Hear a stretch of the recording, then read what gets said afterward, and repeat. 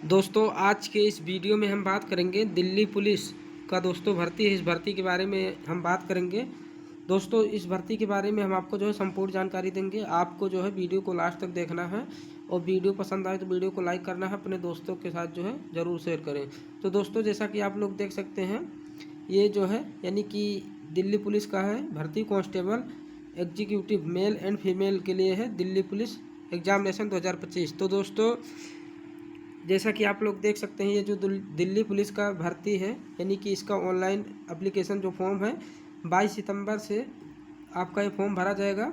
और इसका जो लास्ट डेट इसका दोस्तों 21 अक्टूबर रखा गया है। तो 21 अक्टूबर तक आप जो है फॉर्म को भर सकते हैं। सीबीटी इसका जो है दिसंबर 2025 से जनवरी 2026 में होगा।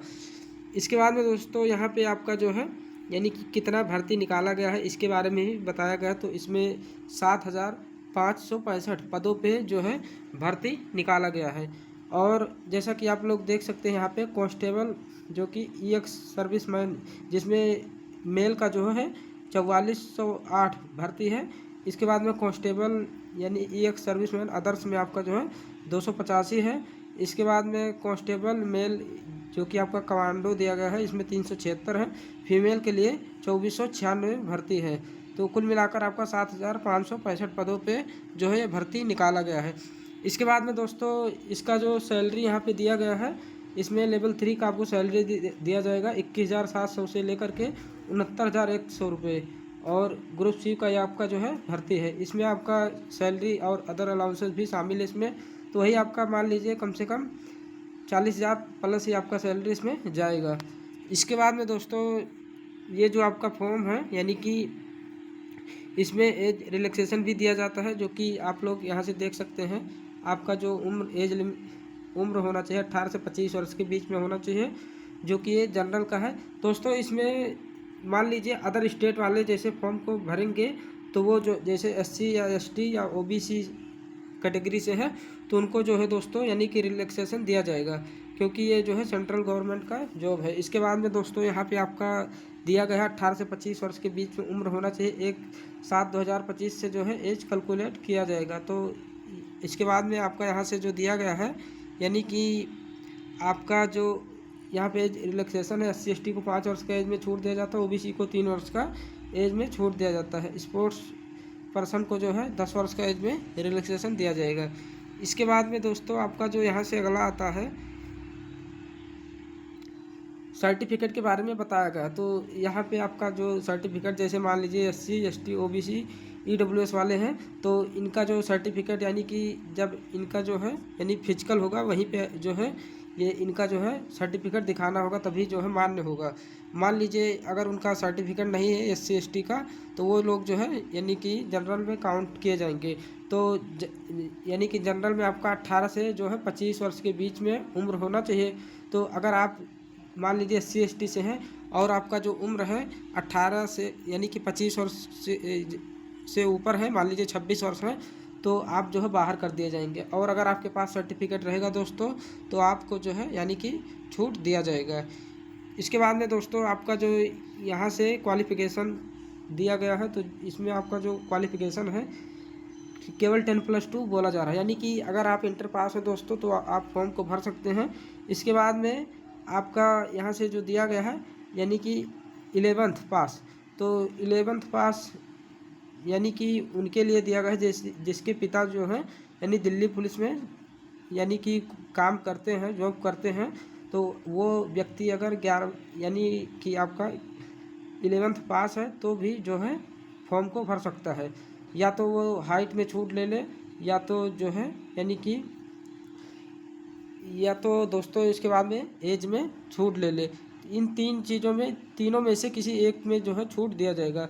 इसके बाद में यहाँ से आपका जो दिया गया है मेल कैंडिडेट के लिए यहाँ पे तो उनका जो है लाइट मोटर व्हीकल जो कि आपके पास होना चाहिए ड्राइविंग लाइसेंस, या तो आपका मोटरसाइकिल का, और यहाँ पे आपका मोटरसाइकिल और अथवा यहाँ पे दिया गया है जो कि या तो कार का। अगर आपके पास दोनों है तो भी चल जाएगा, अगर मोटरसाइकिल या कार का दोनों में से एक है तो भी चल जाएगा।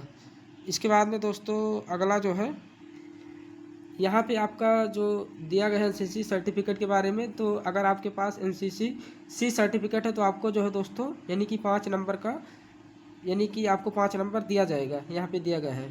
इसके बाद में एनसीसी बी सर्टिफिकेट आपके पास है तो 3 नंबर दिया जाएगा। एनसीसी ए सर्टिफिकेट है तो आपको जो है 2 नंबर दिया जाएगा। तो इसके बाद में ये जो है इसका वेटेज दिया गया है। इसके बाद में हम यहाँ से चेक करते हैं इसका जो ऑनलाइन एप्लीकेशन यानी फ़ी है दोस्तों 100 रुपये है जनरल ओबीसी ईडब्ल्यूएस का। अगर एससी एसटी फीमेल से है तो इनका जो है 0 रुपये फ़ी लगेगा। इसके बाद में यहाँ पे आपका स्कीम ऑफ एग्जामिनेशन के बारे में बताएगा। तो दोस्तों पहले आपका सीबीटी होगा यानी कंप्यूटर बेस्ड टेस्ट होगा। इसके बाद में आपका जो है फिजिकल होगा और इसके बाद में आपका जो है यानी कि मेडिकल एग्जामिनेशन होगा। तो इतना जो है स्टेज से आपको होकर के गुजरना पड़ेगा।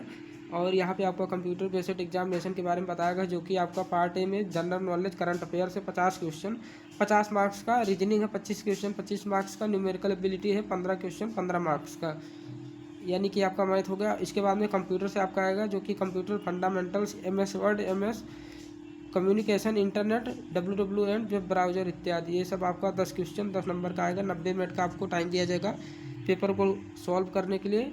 और ये जो आप इसमें माइनस मार्किंग 1/4 का 1/4 का जो है माइनस मार्किंग दिया गया है। इसके बाद में दोस्तों यहाँ पे आपका ये जो है सिलेबस पूरा डिटेल से बताया गया है। जनरल नॉलेज होगा, करंट अफेयर्स, इसमें आपका रीजनिंग में क्या क्या रहेगा यहाँ पे ये सब जो है दिया गया है।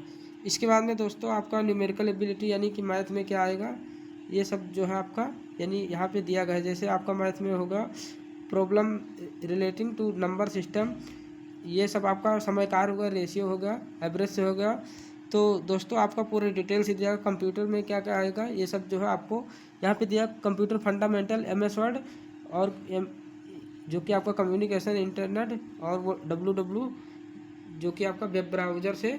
तो आपको इन सबको जो है यानी कि आपको तैयारी अच्छे से करना है। इसके बाद में आपका जो है फिजिकल होगा और physical endurance and measurement test आपका दिया गया है। इसके बाद में यहाँ पे आपका फिजिकल के बारे में बताया गया। जैसे आपका यानी कि जो 30 वर्ष के एज में आएंगे उनका जो है ये मेल का है दोस्तों, मेल कैंडिडेट का, जिसमें 1600 मीटर का रेस होगा, उनको 6 मिनट में तय करना होगा।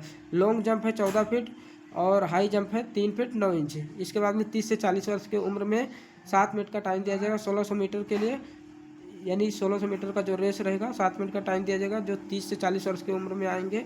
और 13 फीट का जो लॉन्ग जंप रहेगा और 3 फीट 6 इंची का जो है हाई जंप रहेगा। 40 वर्ष के बीच में जो आएंगे 8 मिनट का टाइम दिया जाएगा। इसके बाद में लॉन्ग जंप 12 फीट का रहेगा, 3 फीट 3 इंची जो है हाई जंप रहेगा।